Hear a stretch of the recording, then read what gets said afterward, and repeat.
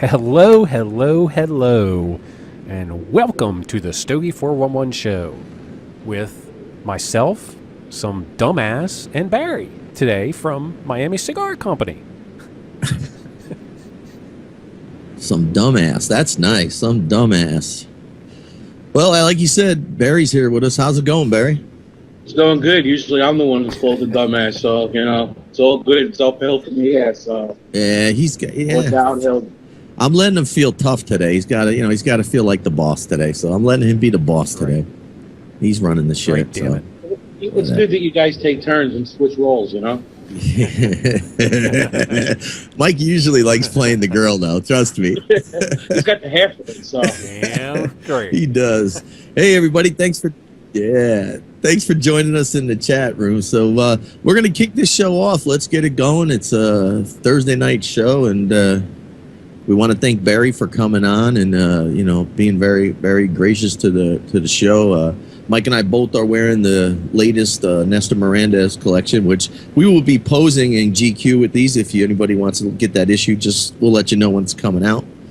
But I'm smoking, just to get into it, I'm smoking the Aurora Puro Vintage 2003. I don't know what Numbnuts is smoking, but he'll tell you in a minute. It's not nice to call our guest names. And that's you, Mike, not Barry. I didn't call Barry Numbnuts. Check, please. I am smoking the La Aurora. Was it Platinum, I believe? Yeah, the Platinum. The 1903 Platinum Cameroon edition. Right here. That one. See? What you got lit up there, Barry? And I'm smoking a unreleased new project from Miami Cigar that will be coming out at IPCPR. It'll be available in 3 sizes, and it's going to be based on the Nestor Miranda Grand Reserve, slightly tweaked, slightly different, as that was a limited edition cigar due to limited tobacco. And the cigar will have a similar flavor profile, maybe a little bit stronger, but it'll be out at IPCPR. As it gets closer to IPCPR, we'll release more information on it, the blends, the price points, the sizes. It'll be 3 sizes. We haven't finalized what those sizes are yet. But I smoked through basically 30 cigars in the last 10 days of this particular smoke. And, you can say maybe I've drank the Kool-Aid at this point, but this is a winner. It's definitely a winner. Cool. Good. Well, we appreciate you breaking that news here on Stogie 401 because it hasn't been broken anywhere else. So we appreciate that. It's one of the first jobs Miami actually gave me. They wanted me to come up with a name for this cigar. I got to tell you, that's the hardest thing I've ever had to do in my life. You think you got a good name, you look it up, somebody has it. Really? And 7 out of 10 seem to be registered by the same guy in the industry. I won't mention names, but it's a pain in the rear end. Yeah. So well, let's get this going, Barry. Let's go back in time a little bit here now, and let's talk about how you got into the industry. Most people out there know you as who started off as a blogger with a cigarsmoker.com. And let's just go into a little bit of history of how you got started, and we'll get back onto the Miami history trail. of Barry. All right, well, I basically started smoking in 1998. You could say I'm not experienced as some people, but 98, what is that, 14 years? And my friend was working in a cigar shop in Brooklyn. He asked me to stop by after work one day. I decided to do so. My first cigar was a Macanudo, so not proud of that, but we all had to start somewhere. Yep. And the shop kind of had a reputation. A lot of people in the neighborhood thought it was organized crime and what have you, which was hysterical because the guy that owned the shop was a retired cop who I would later work for. I worked as a private investigator and an international security consultant. Anyway, one day I'm sitting in the shop and I'm smoking a Trinidad, and I was saying what the notes were, and everybody was like, you're full of shit.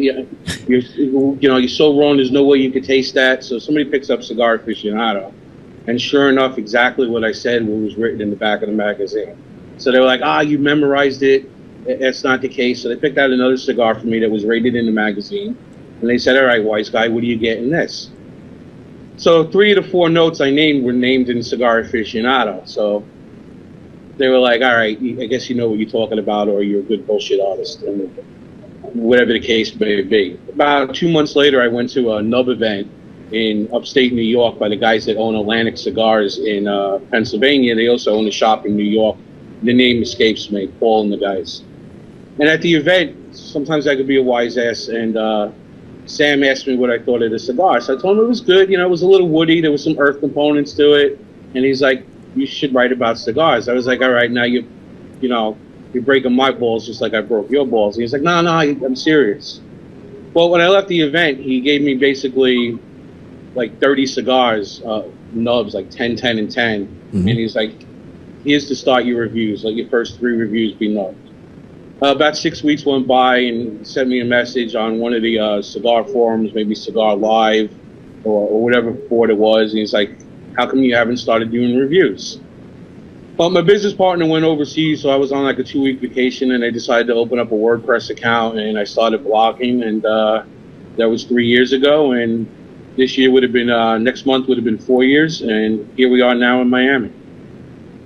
Nice. Sounds similar to, at least I know how I got started. I'm sure how most people get started doing blogging. It's more of a passion of smoking cigars, and then one thing leads to another.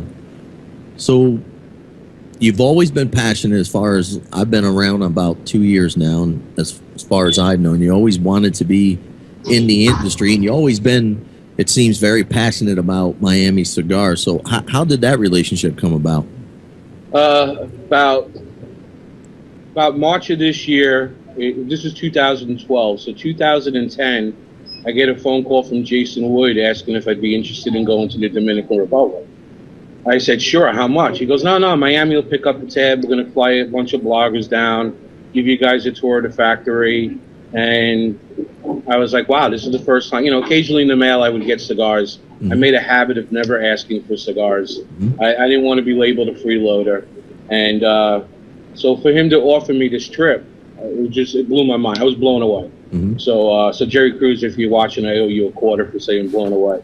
But so I went down on the trip, and we stood at Camp David Hotel, which is on top of a mountain overlooking Santiago, and there was a cool breeze that night, and Guillermo Leon greeted us at the airport and came to the hotel with us, and we're sitting on the deck overlooking Santiago.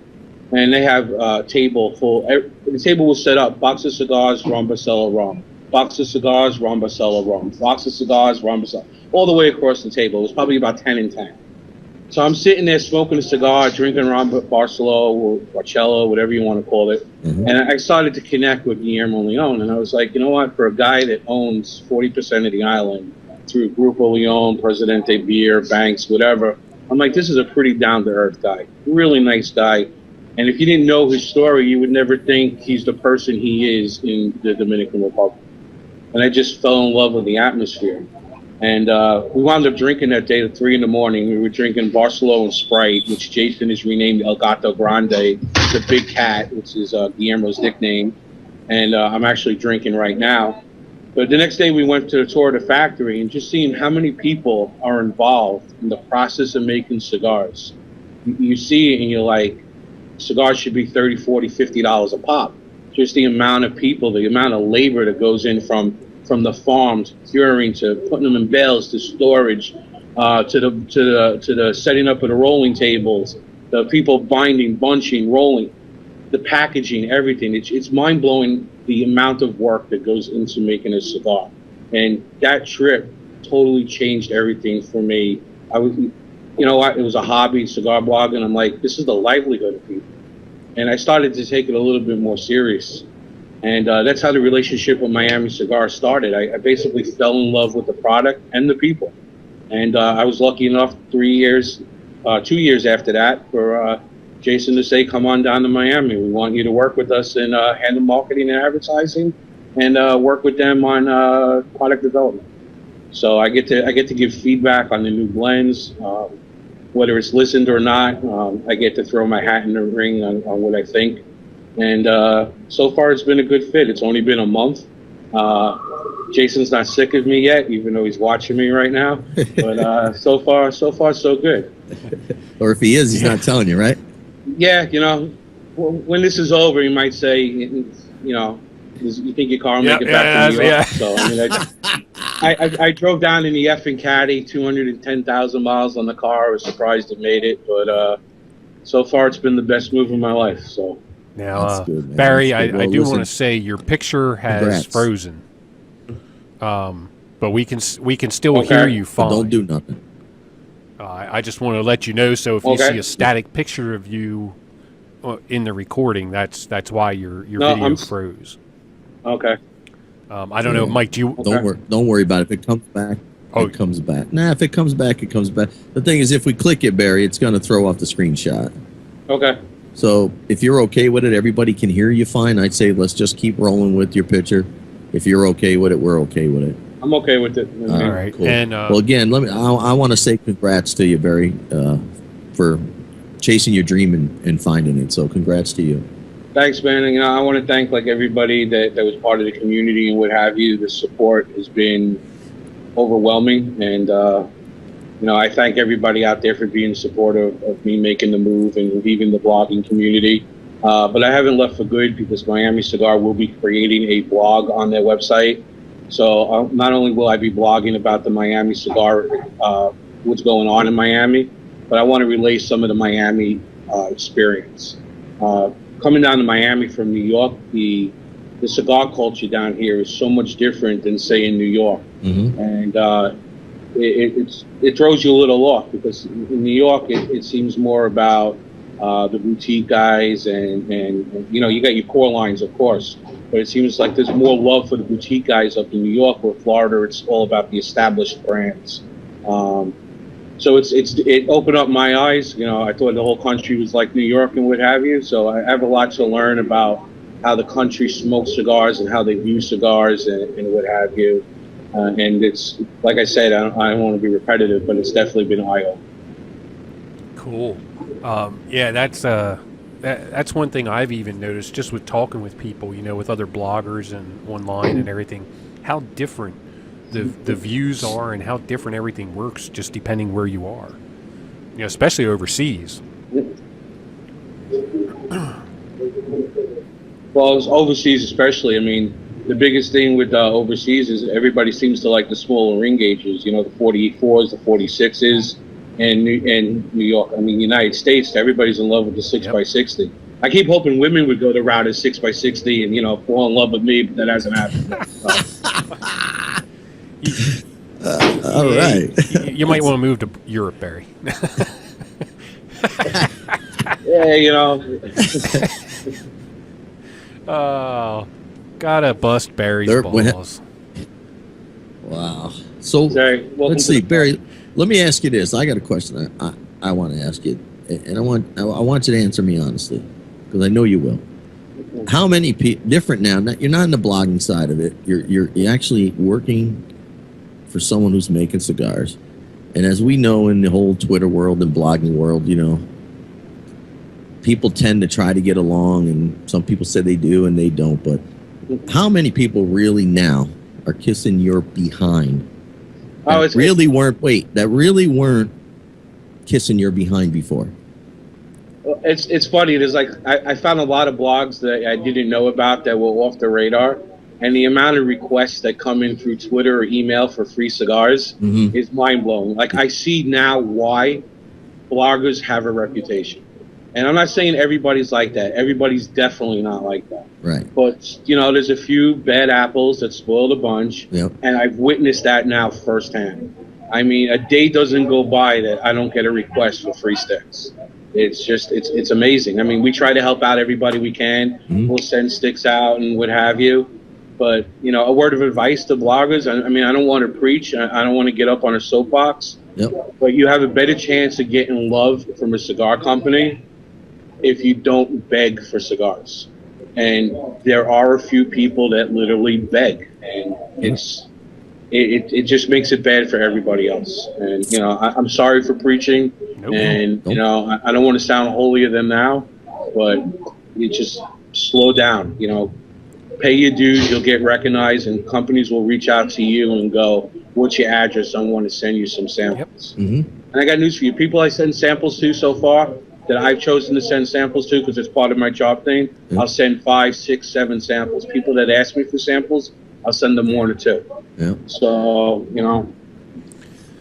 anyway, No. sorry for preaching. No, you don't have, sorry for preaching, brother. I asked a question, you answered it. That's all I wanted was honesty, and I appreciate you being honest. I just know how it goes.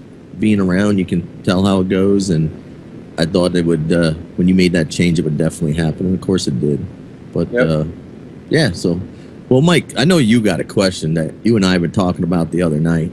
The one you said you got to ask him how he got that deal.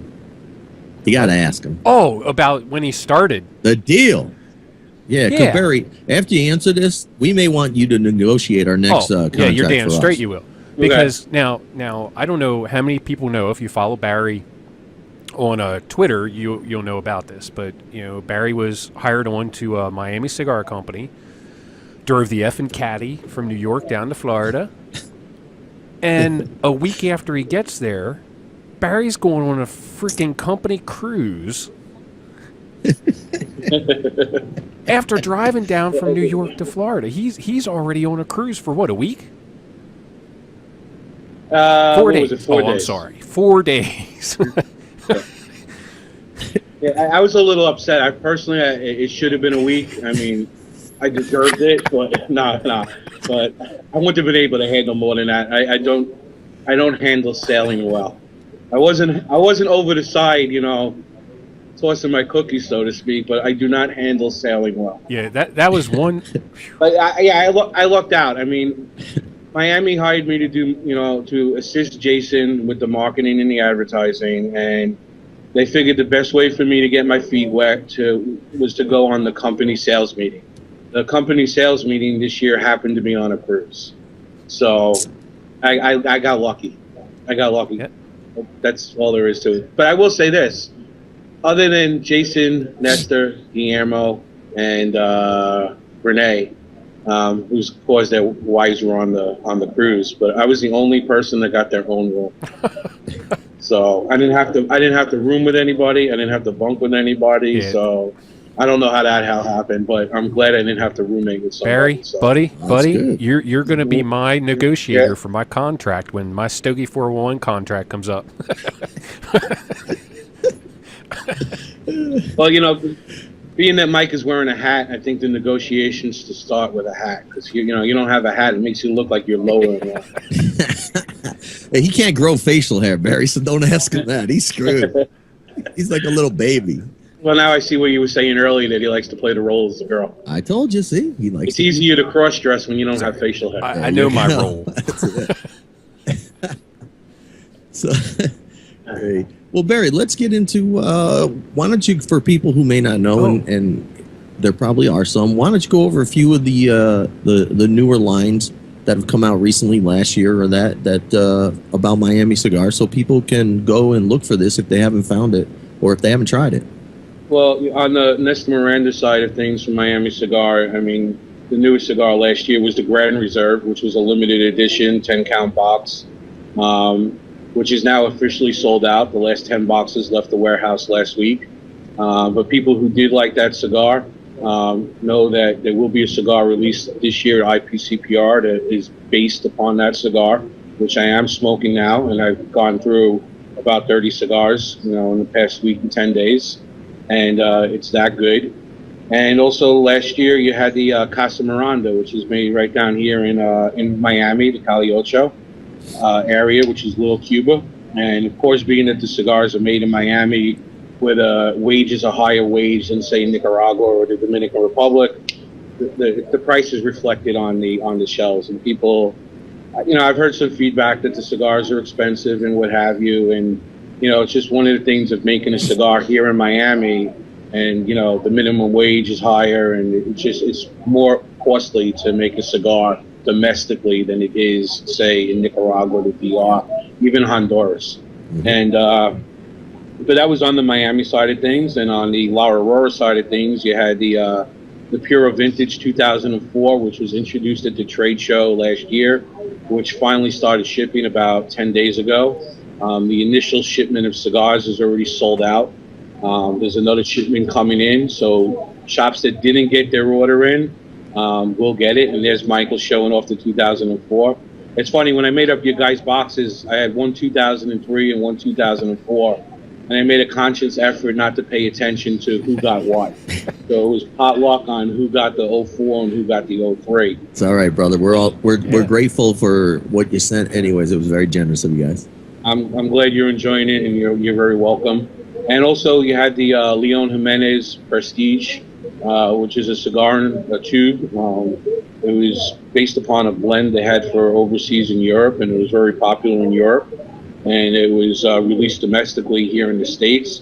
It's a mild cigar. It's definitely a morning smoke.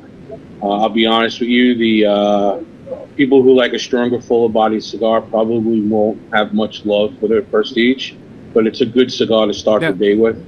It's nice. Is that and the mild. one that I heard? Was that the one that had the Cuban tobacco in, and it was replaced for us? Yeah, I've heard stories about that, and I haven't had a chance to speak to Manuel Anoa, who he's basically handles a lot of the blending down in Miami. Of course, Guillermo has the final say and final word, but Noah, he basically does all the math, all the calculations about the blending on the different size, and he basically, Guillermo will come up with the idea, and Manuel Anoa will put the cigars together. And then they'll go through the testing of Guillermo and the people at the La Aurora factory. But I've heard that story. I just haven't had the chance to speak to Manuel Anoa about it to confirm or deny it.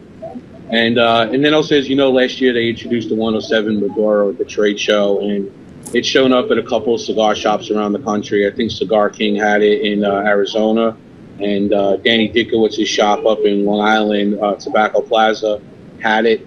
That project is actually temporarily on hold. There's some issues with the boxes and supply and what have you. So that cigar might be reintroduced at the trade show. And I've heard a lot of feedback, and I want to let any manufacturers know that are watching the show. Miami Cigar won't be releasing stuff at the trade show if it's not ready to ship. So there won't be any orders on the 2004, and then you have to wait till February to receive them. That's not going to happen again. So the stuff that's introduced at the trade show this year will be ready to be shipped right after the trade show. Nice. So that's a positive, at least on the retail side. But that's pretty much the cigars. I saw somebody ask the question in the chat room, if you don't mind, about the Cien Años. Yep. And if there'll ever be a new blend down the road. I could say it's something that's been discussed. There's some concepts and some ideas about maybe returning to the original Cien Años, but whether or not that actually goes beyond the discussion stage, at this point I can't say for sure, but it's definitely been discussed. Okay. And just for John G, who he showed up after you were talking about where you were smoking, Barry. John, it's a new test blend that I believe Barry said is going to come out IPCPR. Yeah, it's no longer a test blend. It's actually the finalized blend. Okay. And it is based upon the Grand Reserve. Okay. And if you like the Grand Reserve, you'll definitely like this. Maybe slightly stronger, a little bit more flavor, a little bit more robust. And watch for it in August. It'll definitely be done at the trade show. There you go, John. Now, there's a couple questions here that are asking, are you yourself, Barry, going to be doing any? I asked you earlier, I guess before the show started, about up here in Pennsylvania we have the Famous Smoke and Cigar International are the two big ones that we have up here. But they're asking, are you going to do any store events, even down there in the area? Are you going to travel the country doing them? I'm going to travel around, and I'm going to be at some local events, basically as a consumer who happens to work for Miami Cigar. But Jason and I were discussing the other day about doing a little mini tour of a section of the United States. We haven't decided yet. And basically, one of the things being discussed is maybe flying out to California and bouncing around from shop to shop that supports Twitter Nation, and basically doing a couple of events with social media friendly shops. We haven't finalized a location to start that with. But I'll be at that. I'll be at the Twitter meetup in Chattanooga, Tennessee. Of course, I'll be at IPCPR. But I'm going to try to get some events, at least in the Southeast. basically for the marketing aspect of it. And you know, I'm going to start a blog on the Miami Cigar website, so I want to relay, you know, the pictures and the event details and what have you. I'm not going to travel as much as, say, Jason, Nestor, Renee, Guillermo, but the goal right now is for me to be at some events. It's just a matter of time to figure out which events those will be. Okay, cool. Now I'm going to keep going with the show and just let Mike sit there and smoke his cigar. It's nice you take the lead for once. Just shut the hell up. Now, You two are like a married couple. Oh, we are, dude. We really are. I agree with you. But See? But I wanted to ask, and I was going to forget if I didn't ask now. I had said to Mike before we brought you on, when I wanted to find out, now that you've been with Miami Cigar, it hasn't been very long. It's been, what, a month now? And what are, like, before you went to Miami Cigar, you had an inkling of what you were gonna do, how everything worked, what was going on, and now that you're there, what do you see as some of the big differences of what you thought it would be as compared to what it is? Well, I think first of all, like, one of the big things is, and he's no longer in earshot, so he's not going to hear this, but you know, everybody breaks Jason Wood's chops, and he's on Twitter as Miami Cigar, tells him get back to work and what have you. You know, he's tweeting. This past week, he was in Indianapolis for a show in Indianapolis. Everybody breaks chops, get back to work. The amount of work that he puts in, you know, we think the cigar industry is all fun and games. You know, you're at work, you're getting to smoke cigars, you're sampling new product, but the amount of work, the amount of number crunching that goes into a single release is amazing. And like earlier this year, you know, a lot of companies were raising cigar prices, and you know, Jason spent a solid few days with the control of the company going over the cigars, and we had to make a serious effort not to raise our prices because the state of the economy, and to pass on, you know, and some of the increases were small, be it 8 cents or what have you, and but we didn't want to pass it on to the consumer because the economy is so bad. It's not fair to, you know, and taxes. You got every state pretty much looking to raise the taxes. I mean, New York, 75% on the wholesale cost, and now they're talking about 50% on the retail cost, which would raise the cigars approximately $1. But on top of that, they want the manufacturer to pay 20 cents of the tax. So that means if a manufacturer sends 1,000 sticks to New York, we got 1,000 times 20 cents. It becomes expensive. So. But the amount of work, so but anyway, get back to the question, the amount of work that goes into making sure that the best sticks come out of La Aurora, the best sticks come out of Nicaragua, the amount of the accounting and the dealing with the box makers, the dealing with the artists for the advertising, the dealing with the artists or the people who make the artwork on the bands, dealing with customers, dealing with retailers, dealing with the cigar reps. And that's just the basic stuff. So the amount of work that actually goes into a cigar company operating is really caught me off guard. I didn't think it was as much work and as many hours as some of these guys in the office put in.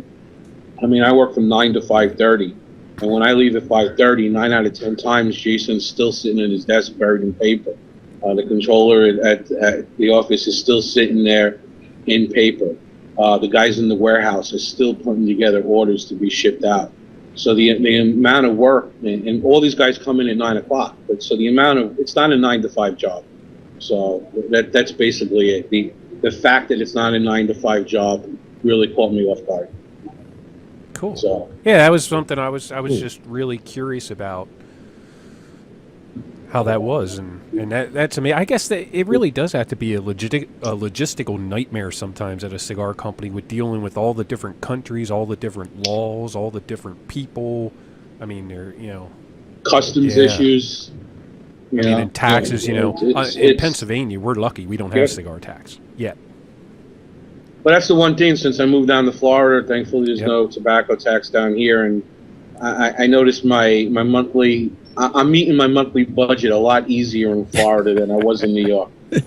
So, I mean, it was a 75% wholesale tax, which basically translated into 35% on the retail end. Yep. So I'm saving 35% a month on cigars. And in New York, I smoke 5, 6, 7 cigars a day, and I was paying for 4, 5, or 6 of those cigars. And, you know, basically I'd get some in the mail as a blogger. I'll admit that. Some friends at shops were like, hey, I just got this new cigar in, try it. But when you're smoking 4, 5, 6 cigars a day out of pocket, it gets to be expensive pretty quick. Sure. And now you were saying about the bloggers. Hey, I'm still taking the show, buddy. Hold on. I'm just going to sit back in a minute. Just like, fuck it. Well, Barry, you brought up a good thing. Like you said, you got cigars, and you were talking before about, you know, all these little blogs and everything. Everybody wants cigars. They're, you know, to do reviews and everything else. And people also have to realize, I believe, the sheer amount of bloggers that are out there, and trying to get, you know, like at over, you know, at SR. You know, I try to do 5 cigars for full review, so that way I can get a good sampling of what the cigars do. Well, if people think about how many bloggers are out there, and if you as a person at a company would have to send 5 cigars to every single blogger out there, hell, you would go out of business. Yep. Yeah, I mean, and think about it. You got the cost of 5 cigars. You got the packaging. You got the shipping. And when Miami sends out samples, and I don't know if they want this to be public knowledge or whatever, but, you know, you guys have mailed stuff from Priority Mail and UPS, so you're looking at like $5, $6 per box. You send out 50, 60 boxes, you're looking at a cost, an expense. Mm-hmm. So, I mean, people think that, you know, they're bloggers and what have you, and they're deserving of cigars and what have you, but it's basically money out of the pocket of the company. And like I said, pay your dues, and you'll be getting cigars without asking. And it's a gamble. I mean, that's what worked for me. I know that's what's worked for Stogie Review. I know that's what's worked for Stogie 411 and many other blogs that I can name. So, yeah, I mean, it's a gamble too when you send it out, because, you know, I'm the type of person, I don't care. You could send me, you know, well, if you send me 1,000 cigars, maybe I'll say everyone's good. But yeah, you could, you know, you send me cigars, and if I don't like it, I'm going to tell people I don't like it. Yep. So it's, and I can tell you something. that I learned from being on this end. Magazines generally don't ask for cigars. So a lot of the magazines that you see doing the reviews, they're not asking for samples. What? So you're getting the unbiased review. Doesn't I thought I read in Cigar Aficionado they buy them locally, don't they? Yeah, they buy them from a couple of shops in Long Island. You know, one of the shops is on the North Shore of Long Island. That one of the guys from the company actually goes in and buys them right off the shelf. So, and then he says when he goes back, he takes the band off, so they're blind taste testing, and that's probably the way to do it. I mean, I'll be the first person to admit there's a love affair between bloggers and certain companies, and there's no way to avoid it. If a company's good to you, you want to be good to that company, and you know, so I can understand the view that some people have with that. I'll admit I was guilty of it. You know, I loved Miami, I loved Aurora, I loved Pete Johnston over Tatuaje, and you know, there was a point for 2-3 months that it seems like every other review was one of those 3 companies. So, right. Go ahead, Mike. I guess. Go ahead, ask a question. Go ahead. I got nothing. No. It's been fun, guys. You know, I guess we'll be seeing each other. Hey Barry, let's ask Beatty Cigar Smokers. Got a question. He wanted to know: is Miami going to come to any events in Tampa, and if so, are you going to be going? Well, I know Hector Paz and Mario Guzman. Hector Paz is our director of sales. Mario Guzman is our Florida sales rep. I know they're up in the Tampa, Orlando. Well, they were in Orlando, now they're in Tampa. So they're going around. La Serena, Ariel was just in Tampa for an event. I want to make it over to the west side of Florida. I want to hang out with Tom Cigars up at St. Pete's Pipe and Tobacco. I want to meet Ed and what have you. So I'll be up in Tampa as soon as I replace the effing caddy. So I'll definitely reach out to people, and if anybody wants to hang out and will beat me up, I'll be there. So if you're going to replace the caddy, then what are you going to get? Another caddy. Attaboy. I'm the type of guy, everybody knows I'm a big guy and what have you. I'm the type of guy that goes in a lot, and the salesperson goes, "What are you looking for?" I basically say, "I need something that fits." So, I'm kind of locked into a SUV, a Lincoln, or a Cadillac at this point. So, but the one thing with Florida, and you know what, I'm going to toot my own horn for a second. I've changed a lot of habits. I've lost 1.5 inches since I got down here. So not only did I change a job, I've changed my lifestyle. And by IPCPR 2013, with a little bit of luck, you'll see a thin Barry. Nice. Good for you, man. It's good to hear. Good for you. And I mean, Thank you. Mike has also lost probably about a 1/4 inch because he's going to be married soon, and yeah, his woman just cut those nuts right off. So he lost a little bit too, but not the same way. That's right. Mike, you just got engaged this past week, right? No, we got engaged a while ago. We're actually we're getting married on Valentine's Day. Oh, that's what it was. Your wedding's coming up, so I don't want to jinx it and say congratulations. So I'll hold off for another week. Thanks. And you got cold feet yet? No, man. I'm married. Let me tell you what. I'll say this right now. I got the best woman in the world. No matter what anybody else says they got, I got the best woman in the world. Congratulations. I'm a lucky son of a bitch to have her. Damn, you read that right off that card that she wrote for you too. That was awesome. No, that's because right now she has my balls in a vice. That's the only reason. I got a question for you. How's her eyesight? She's blind as a fucking bat. But besides that, it's nice. That's very cool. Oh, now I wanted to Oh, you're gonna take it back? No, I'm not done now. Now you're gonna wait. No. Yeah, see, get some Vicodin in me there. Anyway, let me give you some other information really quick. I'm going to take over the show for go a ahead. second. Go ahead, Barry. So at IPCPR, not only will there be this cigar, there'll be at least one other release from Miami Cigar and Company. Okay. And from the La Aurora side, as of now, there's a discussion for at least 2 new sticks on the La Aurora side. So you will see some new product this year at IPCPR.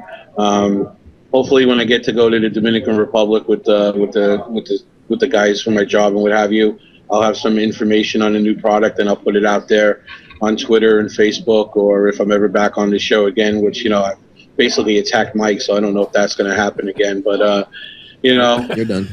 It's gonna be an interesting year from Miami Cigar and Company, and there will probably be a new product in the La Serena family. Oh, okay.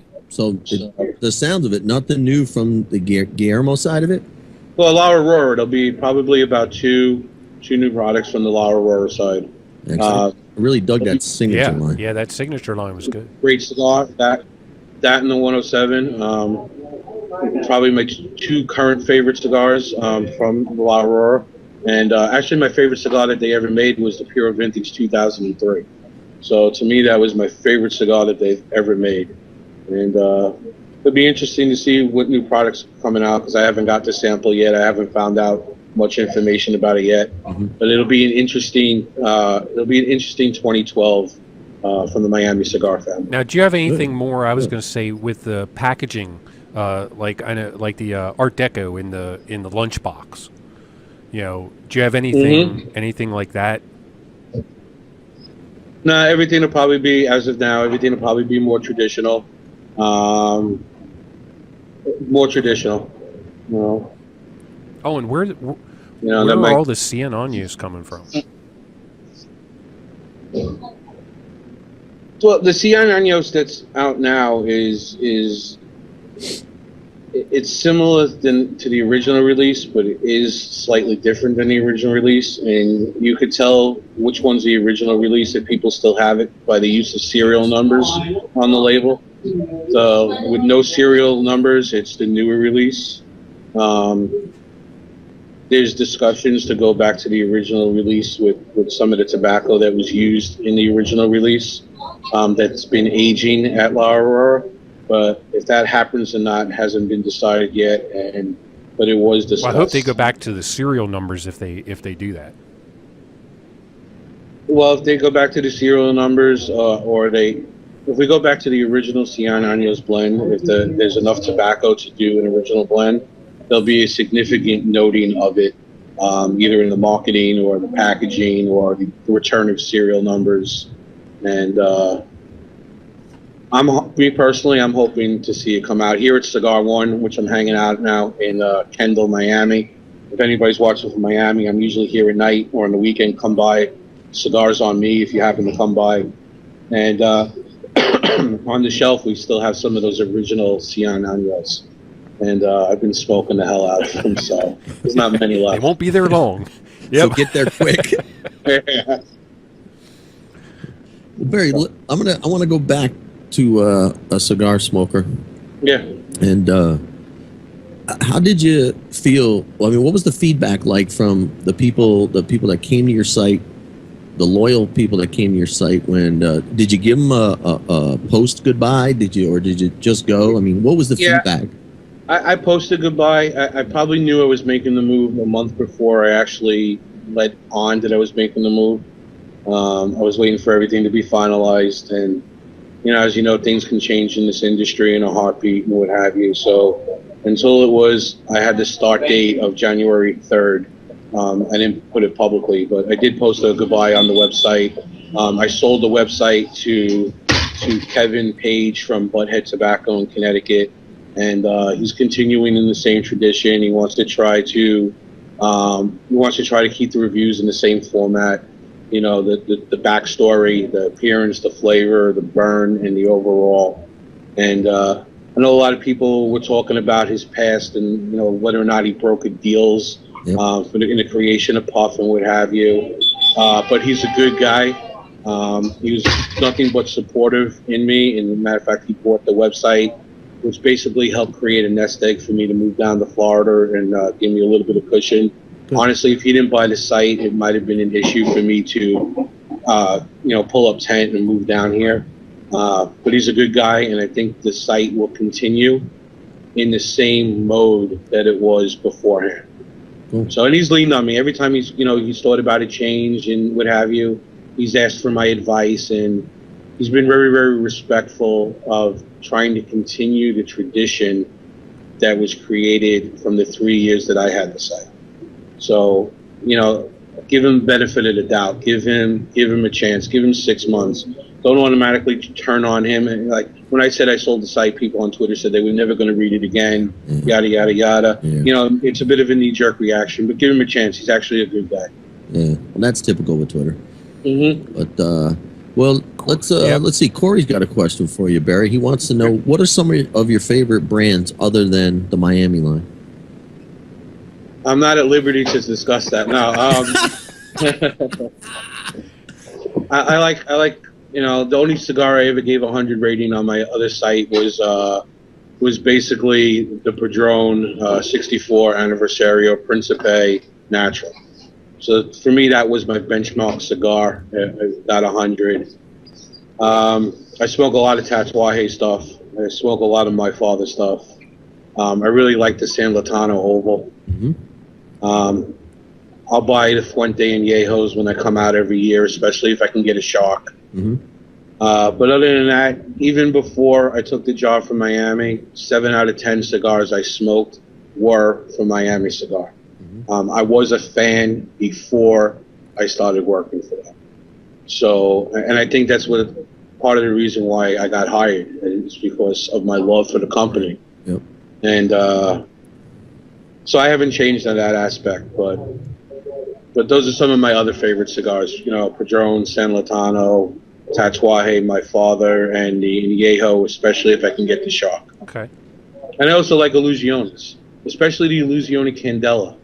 I think that's the greatest Candela I've ever smoked. And it's probably better than a lot of non-Candelas that I've ever smoked.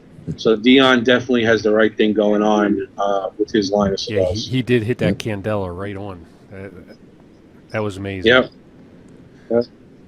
And something else, we're talking about some other manufacturers, and like the one thing that surprised me when I took the job with Miami, the amount of love that came from other manufacturers offering congratulations. It's about time your time has come and what have you. So I was actually surprised by the love that I got from other companies, and it was cool. Really cool story. Really quick story. Sure. My first week when I was here in Miami, Jason was taking me around, and we stopped at the My Father Cigar Factory, and I got to hang out a little bit with Yanni and Pepin was there, and Jaime was there, and Yanni gave me a cigar that's going to be coming out at the trade show, and she told me everything about this cigar.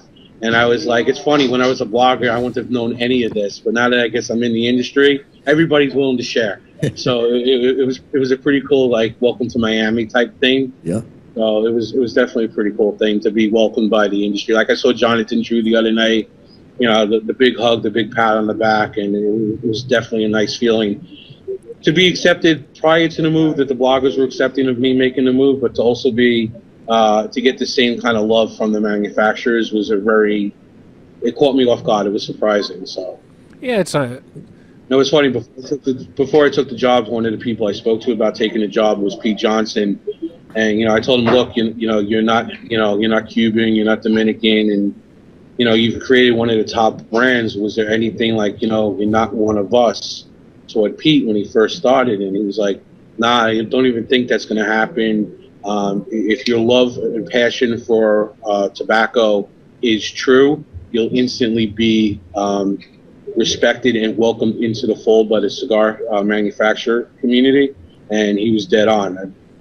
I was at a Miami Heat game the first week I was here with Jason. We went to see the Miami Heat and the Cleveland Cavaliers. You would think he would have taken me to a better game, but that's beside the point. But we're walking around American Airlines Arena, and Ernie Caillo was walking through the American Airlines Arena, and I didn't even see him.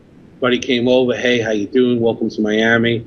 So the love from the manufacturers caught me off guard as well. So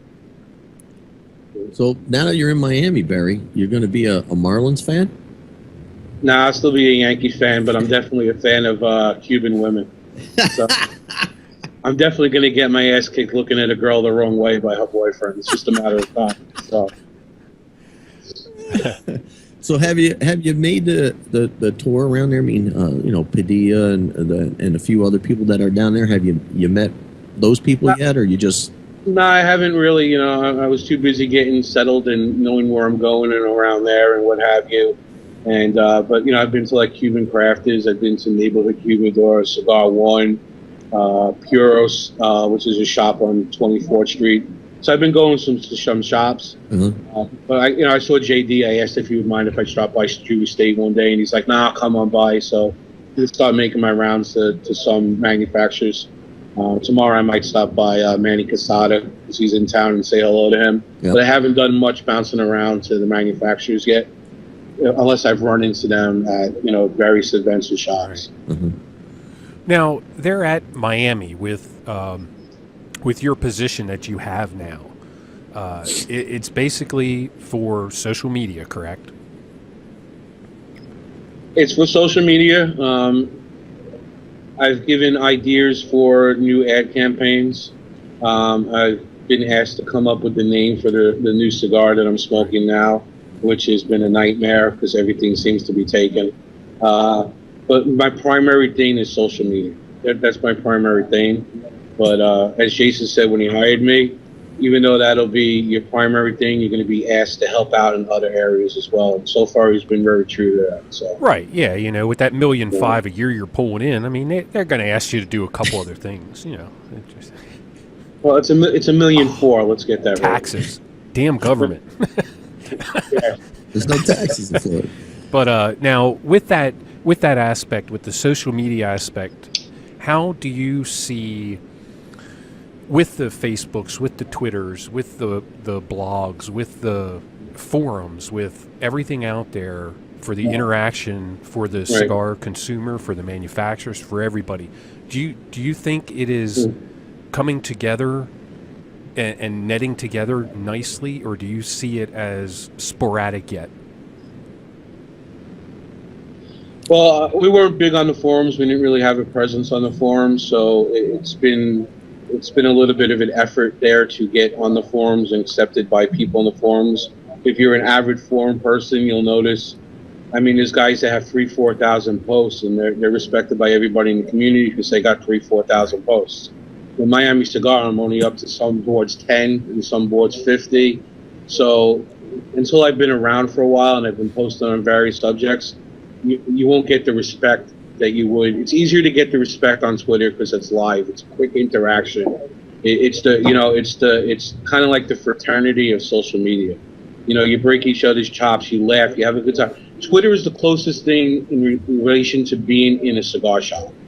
So the Twitter is the extension of a cigar lounge, where the forums, it takes a longer time to develop because you post something in the morning, somebody might not read it till 7 o'clock at night, comment on it, and then you've already left work, so you're not commenting until the next morning. So it's it's kind of like a pen pal relationship, where Twitter's more of a cigar shop relationship. But so far it's working. If you look back to 2 years ago with the first trip that Miami Cigar did to the La Aurora, and everybody was talking about Miami and La Aurora, and it was popping, and there was huge popularity and what have you, and basically it's just a continuation of that. I want to be part of the cigar shop that's Twitter, and if people learn a little bit about the product that Miami Cigar has out there, and it leads somebody to grabbing a Miami Cigar stick off the shelves, I'm doing something right. So everybody that's listening, help me keep my job. Go buy a Miami Cigar product. I think you're safe then. Jason's not going to fire you tonight. Yeah. You're good. You're good. I figure I got another 2 weeks. Maybe a week before the next cruise. There you go. The cruise. All right. Yeah, what do we have going on in the chat? If I never go on another cruise again, I won't feel like I'm missing out on it. I mean, I can understand why people love cruises and what have you, but our trip back from Cozumel to Fort Lauderdale, we had like 10, 12-foot seas, and walking down the hallway to our rooms, I was bouncing off from side to side. It was a good time, but it wasn't a pleasant experience. So, matter of fact, if you go to Miami Cigar Facebook page, which is www.facebook.com/Miami Cigar Company, there's when we were in Cozumel, the amount of rain was amazing. And Hector Paz, who's the director of sales, and his wife was there. There's a scene outside of a restaurant that we had stopped to have lunch, and he's giving a piggyback to his wife, but Hector's almost knee deep in the water from all the rain. So, Cozumel's an island, but they definitely have drainage issues, and it seemed like if it rained for a few more hours, the whole island would have been underwater. So, I mean, I couldn't figure out why Cozumel was a destination, but we definitely had a great time in Cozumel too. So. But, like I said, I got lucky. I had the 3 days on the job. Come on, Barry, let's go on a cruise. So. Yeah, that just blew my mind. Yeah. How's the nightlife, Barry? I haven't been experiencing it yet. I mean, I've been going to work and then coming here to Cigar One in Kendall, and I've gone to a Heat game, and I'm friendly with Rafael Delgado, who was a Miami Cigar rep, and we've gone out to dinner a few times, but I haven't experienced the nightlife yet. Eventually I will. Eventually I'll make my way to South Beach or something. So, I was never a club guy, even in New York, so I doubt I'll become a club guy down here. So. Now, how do you, since you're more into the social networking part of it, how do you see with the social networking compared to, say, like advertising in one of the magazines, or I don't know if you have billboards anywhere, or if you are allowed to do that by law or not.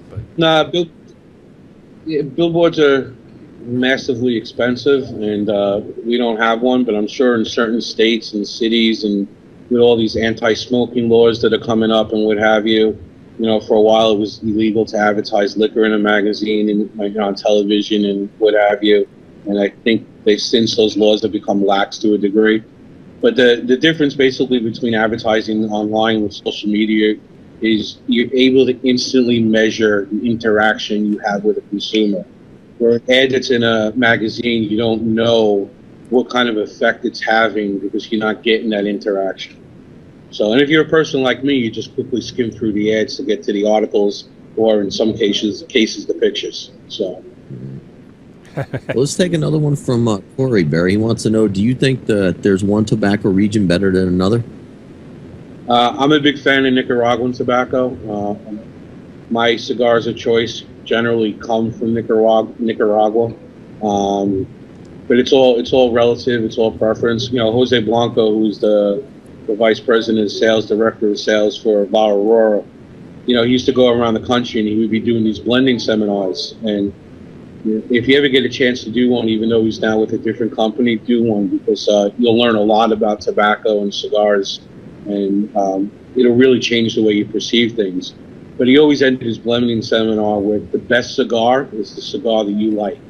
And I think that's the perfect piece of advice. So why I might like Nicaraguan, you might like Dominican, and it doesn't mean either one of us is right or wrong. It all comes down to personal preference. Now, since you brought it up, I was going to say something, but I didn't want to bring up if something was bad with Jose Blanco leaving or anything. But are you going to have somebody do those blending seminars now that he's no longer with the company?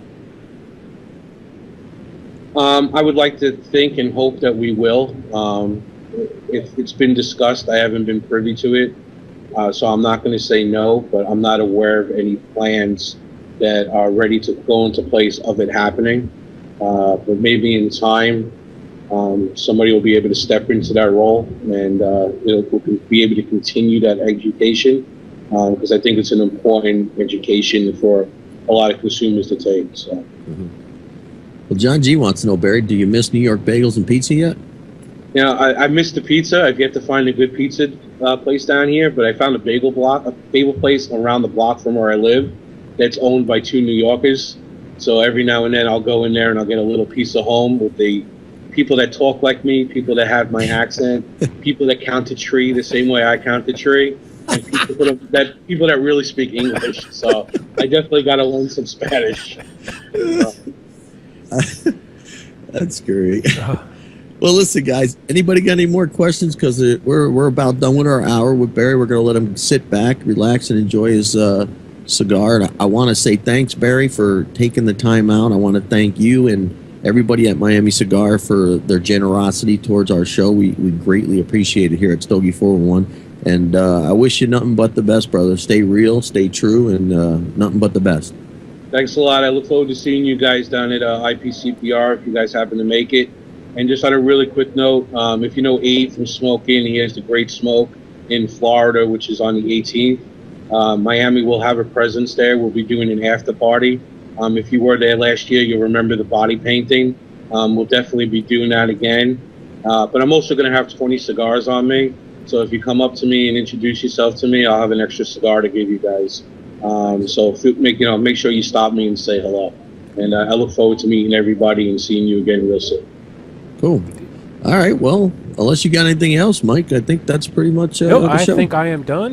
Barry did a great job, and I want to also thank him for coming on and divulging some information and going into depth with us. I mean, it was nice to hear his side of the story.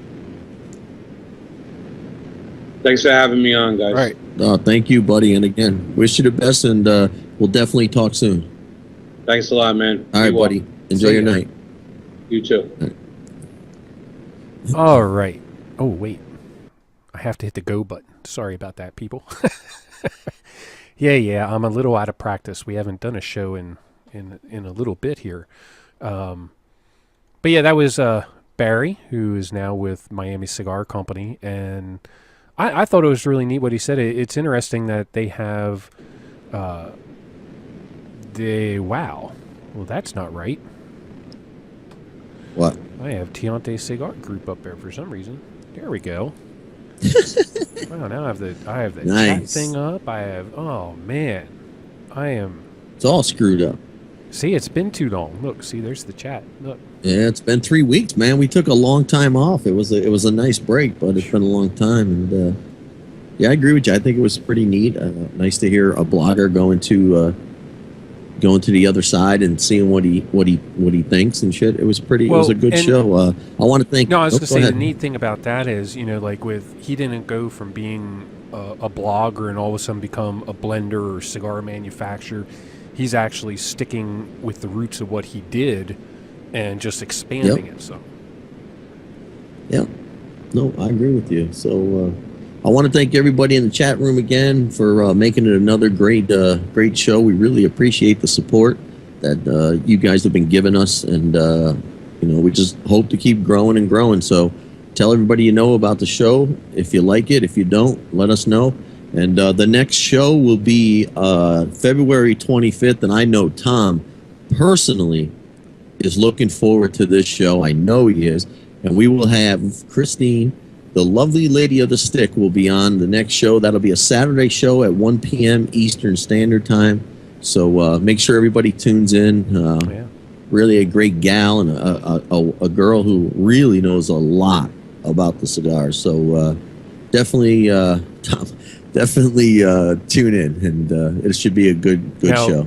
If I'm right, she will be our first female guest, correct? She will be our very first female guest, and we do have more girls that are in the cigar world, or sisters of the leaf, as they like to be, the term they like to use. We have more of them, so it's going to be a good show, and Never got a good year. It should be fun. So yeah, we're doing good. We got some great shows coming we up, have guys. Eddie Ortega coming up soon. That'll be a good one too. Yep. We got some good shows. So other than that, that's pretty much it. Again, thanks everybody for taking time out of your Thursday night and watching us. We really appreciate it, and we hope to see you all soon. So that's it. That's all I got, buddy. I got too, man. It was nice being here with you, and nice seeing everybody in the chat room, and hopefully we'll see you at the next show. All right. Peace out.